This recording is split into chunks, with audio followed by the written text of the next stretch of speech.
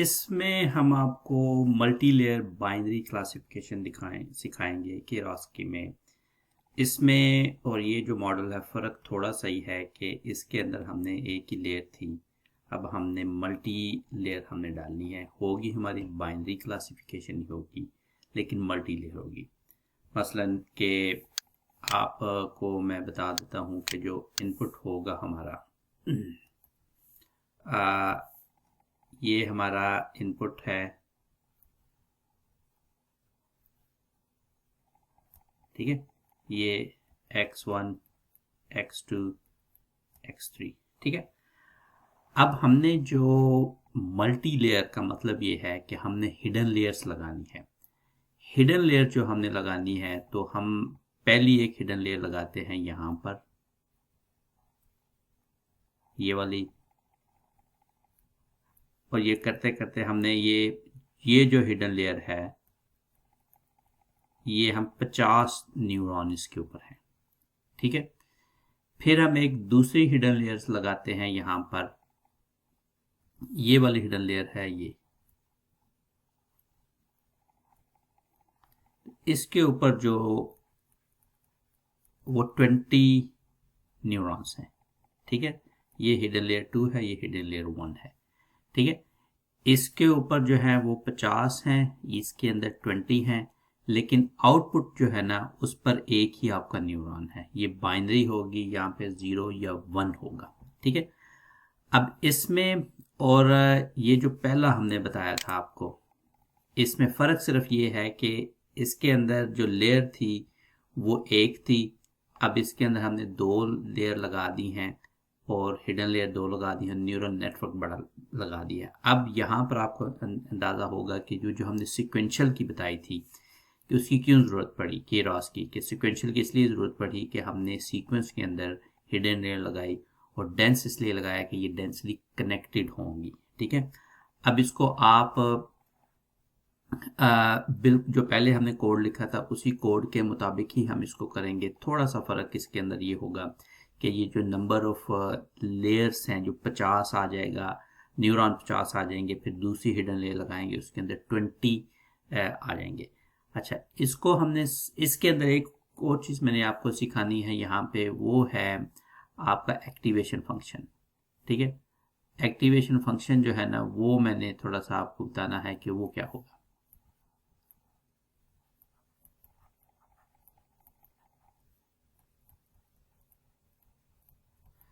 अच्छा, activation function जो है वो अभी तक तो हमने जो सीखे थे वो मैंने आपको एक्सप्लेन की हैं। यहाँ पर हमने एक नया एक्टिवेशन आपको सिखाएंगे। उस फंक्शन को जो एक्सप्लेन मैं आपको कर देता हूँ उसको बोलते हैं रेक्टिफाइड लीनियर यूनिट। इसको बोलते हैं रेक्टिफाइड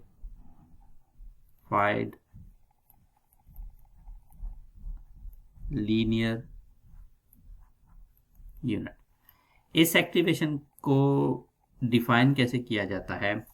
इस एक्टिवेशन का मतलब ये है कि आप का अगर ये 0 है x, ठीक है, जब भी वैल्यू आपकी 0 होगी तो सॉरी नेगेटिव, ये 0 है, जब भी वैल्यू आपकी 0 से कम होगी, नेगेटिव होगी, तो 0 पे इसको कन्वर्ट कर दिया जाएगा। जब 0 से ज़्यादा होगी तो इसको पॉजिटिव वैल्यू में ले जाएगा, ठीक है। मसलन मैं कहना क्या चाह रहा हूँ, मैं कहना ये चाह रहा हूँ कि आपका y है जो है, हम लिखते हैं y equals mx plus c, या हमारी फॉर्म में जब हम लिखते हैं z equals wx plus b। अगर w की वैल्यू है -2, x की वैल्यू है 3, बाईस है आपका 4, तो जवाब आएगा 3 दूना 6 -6 प्लस 4 इक्वल्स -2। अगर w की वैल्यू है 2, x की वैल्यू है 2 और 22 की वैल्यू हो 1, तो ये हो जाए 2 4 और 5, ठीक है। जैसे ही ये 2 वैल्यू आएगी, ये 2 वैल्यू है, चूंकि ये नेगेटिव 2 आएगी तो इसको 0 में कन्वर्ट कर देगी।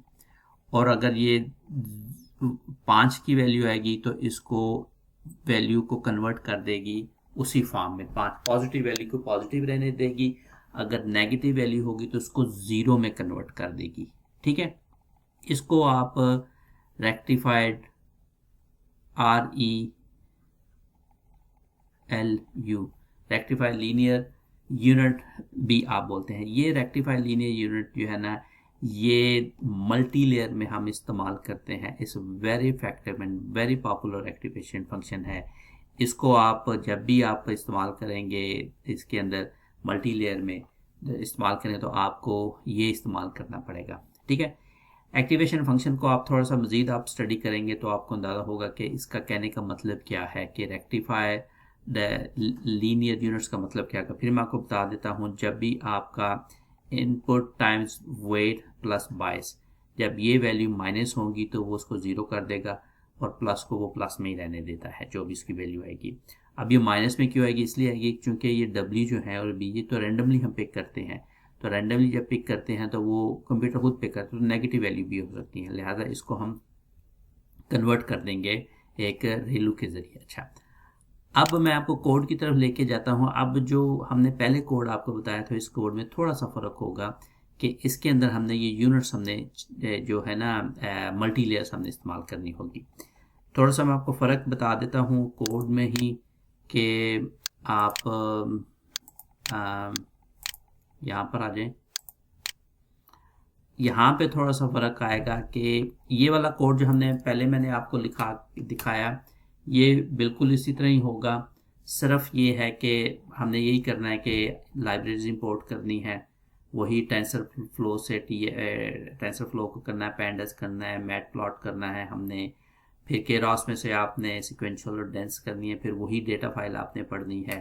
ठीक है, इनपुट आपकी x1 x2 ही है, लेबल y जो वो लेबल ही है आपने। अब यहाँ पर आपने सिक्वेंशियल करना है, ये जो हिस्सा है ना इस हिस्से को आपने थोड़ा सा चेंज करना है। ठीक है, अब इस हिस्से बाकी सारा वही रहेगा, हर चीज़ वही रहेगी, लेकिन इस हिस्से चूँकि हमने मल्टी लेयर लगाना है तो सिक्वेंशियल तो लगाएंगे, तो डेंस का मतलब ये होगा कि आपने इन वैल्यूज़ को चेंज करना है, यूनिट्स को और इनपुट्स को आपने चेंज करना होगा। ठीक है, अब इसको मैं आपको बताता हूँ कि कैसे आपने चेंज करना है। सबसे पहले तो ये देखें कि ये वाला फैक्टर तो ऐसे ही रहेगा कि जो मॉडल है सिक्वेंशियल वो तो वैसे ही रहेगा। तो मॉडल ऐड यूनिट 1 जो पहला यूनिट है ये हम 50 यहाँ पे 50 हमने इनपुट लेयर्स हमारी होंगी और इनपुट की डायमेंशन यही होगी, लेकिन जो हमने एक्टिवेशन फंक्शन लगाना है वो लगाना है RELU लगाएंगे। ठीक है, इसके बाद हम दूसरी एक लेयर ऐड कर रहे हैं, मॉडल डॉट ऐड डेंस। अब हमने दूसरी जो यूनिट लगानी है, दूसरा जो लेयर लगानी है, यूनिट्स इक्वल्स 20। ठीक है, और उसके बाद हमने एक्टिवेशन फंक्शन लगाना है, एक्टिवेशन हमने लगाना है RELU। ठीक है, ये हमारा हो गया। अब देखें कि पहला हमने कहा कि हमने 50 हैं और इनपुट वो ले रहा है 2 से। ठीक है, और एक्टिवेशन जो है ना वो हमारी RELU है। मतलब मैं आपको यहाँ पे बताता था कि सॉरी ये 3 नहीं है, ये मैं एग्जांपल, चूंकि हमारी एग्जांपल में 2 ही है तो मैं 2 ही आपको करके बताता हूँ, ये 2 ही हैं। ठीक है, अब ये क्या कह रहा है कि हमने यूनिट्स हमारा जो है वो है 50। ठीक है, लेकिन वो इनपुट वो 2 है, ये 2 इनपुट आ रही हैं, और यहाँ पर हमने जो उसके ऊपर लगाना है वो एक्टिवेशन फंक्शन, वो लीनियर रेक्टिफायर हमने लगाना है। ठीक है, अच्छा, अब हमने यही किया यहाँ पे कि हमने कहा कि जो इनपुट है जो यूनिट्स हैं, जो ये 50 न्यूरॉन है, इनपुट उसकी 2 है और एक्टिवेशन ये है। अब दूसरे पे हमने कहा कि 20 आपकी यूनिट्स हैं, एक्टिवेशन ये है। यहाँ पे इनपुट नहीं आ रही है क्योंकि इनपुट जो है ना वो तो वहां से आ रही थी ना, ये तो हिडन लेयर, दरमियान की हिडन लेयर है। ठीक है, ये हो गया। अब हमने इसकी आखिर पे आप चले जाएं कि मॉडल ऐड, अब आपने क्या करना है, ऐड डेंस यूनिट 1।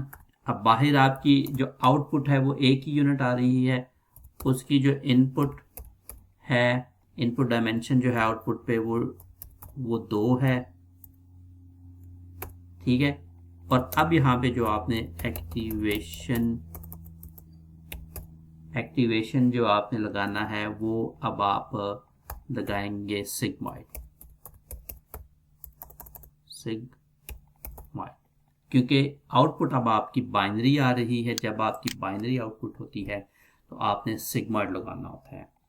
तो बात आपको समझ आ गई कि हमने क्या किया है कि हमने इसके ऊपर हमने यहाँ पर भी रेलू लगा दिया। ठीक है, यहाँ पर भी ये लगा दिया और आउटपुट पे हमने सिग्मॉइड लगा दिया। ठीक है, ये जब हमने कहा ये वाली लेयर ऐड की तो इसको इनपुट 2 की मिल रही है। ये वाली जब हमने ऐड की तो हमने इसको जो है ना वो सिंपल हमने इनपुट लेयर ऐड की, प्लस हमने इसको रेलू का एक्टिवेशन फंक्शन लगा दिया। और थर्ड जब हमने की तो उसके बाद हमने कहा कि इनपुट इसकी जो है ना ये 2 से आ रही है और ये इसकी आउटपुट है। ठीक है, तो ये आपको अंदाज़ा हो गया कि ये वाला हमने कैसे किया है कि डेंस लेयर 50 की लगाई, इनपुट उसको 2 मिल रही, एक्टिवेशन हमने रेक्टिफायर लगा दिया। ठीक है, फिर दूसरी हिडन लेयर पर आ जाएं, उसके यूनिट्स 20 न्यूरॉन हैं, एक्टिवेशन फंक्शन भी हमने रेलू लगा दिया। और फिर तीसरी पे आ जाए जो कि हमारा आउटपुट है, यूनिट 1 है। वो आउटपुट कहाँ से ले रहा है, किसकी बेस पे आउटपुट है, वो इनपुट से आ रहा है जो कि 2 है, और एक्टिवेशन हमने सिग्मॉइड लगा दी।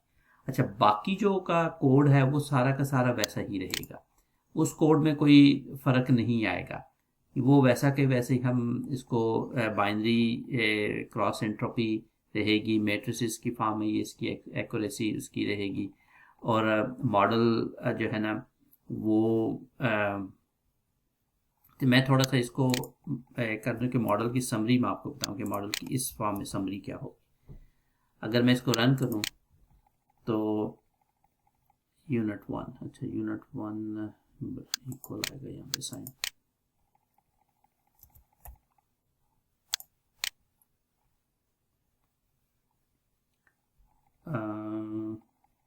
डेटा CSV फाइल नहीं है, वाई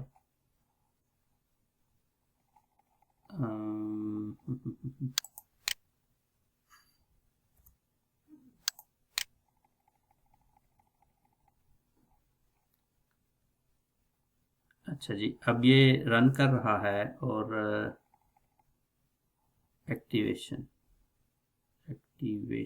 कहाँ पर प्रॉब्लम आ रहा है, एक्टिवेशन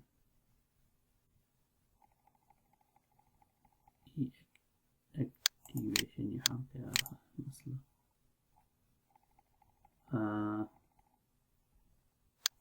ये मेरा ये प्रॉब्लम आ रही है स्पेलिंग की। रन करें, हाँ अब देखें, अब हमने जब रन किया तो हमने मॉडल समरी को कैलकुलेट किया। तो मॉडल समरी ये कह रही है कि जो पहली डेंस लेयर है वो 50 उसमें न्यूरॉन है और 150 पैरामीटर्स बने हैं। दूसरी डेंस लेयर जो है उसमें 20 न्यूरॉन्स हैं और 1020 पैरामीटर्स बने हैं। तीसरी डेंस लेयर है उसमें 1 न्यूरॉन है, उसमें 20 पैरामीटर बने। टोटल पैरामीटर जो है वो 1191 बने हैं। अब आपने ये जो आप करते हैं इसको जब आप न्यूरल नेटवर्क जब आप बनाते हैं, ठीक है, यानी कि आपने इसको यहाँ पे कनेक्ट किया, यहाँ पे किया, कमान ये जब आप कनेक्ट करेंगे तो आप ने ये तकरीबन 1191 पैरामीटर्स आपके बनेंगे। ठीक है, तो सिंपल मैंने इसमें ये किया कि मैंने ये इस कोड को मैंने थोड़ा सा चेंज किया और मैंने इसके ऊपर जो है ना न्यूरल नेटवर्क जो हिडन लेयर्स हैं वो मैंने ऐड कर दी, बाकी सारा मैंने वैसे ही कहीं वैसे रहने दिया। अब मॉडल को हम ट्रेन कर देंगे, ठीक है, वो भी इसमें वही मसला रहेगा, मॉडल को एवेल्यूएट भी करेंगे। अब इसको रन हम कर देंगे तो ये देखें रन होता जा रहा है, हम इसको ऐड करते जा रहे हैं। आपने एक चीज़ इसके अंदर नोट की कि जो पहले हम मॉडल रन कर रहे थे उस मॉडल के अंदर हमारी जो एक्यूरेसी थी वो 60% थी, लेकिन जैसे ही हमने हिडन लेयर्स लगाई, मज़ीद न्यूरल नेटवर्क को एक्सटेंड किया तो हमारी एक्यूरेसी जो है ना वो 94% हो गई है। तो ये फ़ायदा होता है जब आप डीप न्यूरल नेटवर्क बनाते हैं। तो डीप न्यूरल नेटवर्क में आप ये बिल्कुल आपके सामने आपने देखा कि जब आपका न्यूरल नेटवर्क इतना डीप नहीं था, जब आपका न्यूरल नेटवर्क जो था वो सिंपल था, तो आपकी एक्यूरेसी 64% थी। लेकिन जैसे ही आपने न्यूरल नेटवर्क को एक्सपेंड किया तो आपकी जो एक्यूरेसी है वो 94% तक चलेगी। इससे आपको क्या अंदाज़ा हुआ कि इससे अंदाज़ा ये हुआ कि जितना कॉम्प्लिकेटेड आपका डेटा होगा, जितना डीप जाके न्यूरल नेटवर्क आप बनाएंगे, आपकी एक्यूरेसी वैसे इम्प्रूव कर सकती है। ये मैं आपको थोड़ा सा ये मैं दोबारा आपको बता दूं कि मैं कहना क्या चाह रहा हूँ इसके अंदर। ये आपने हाँ,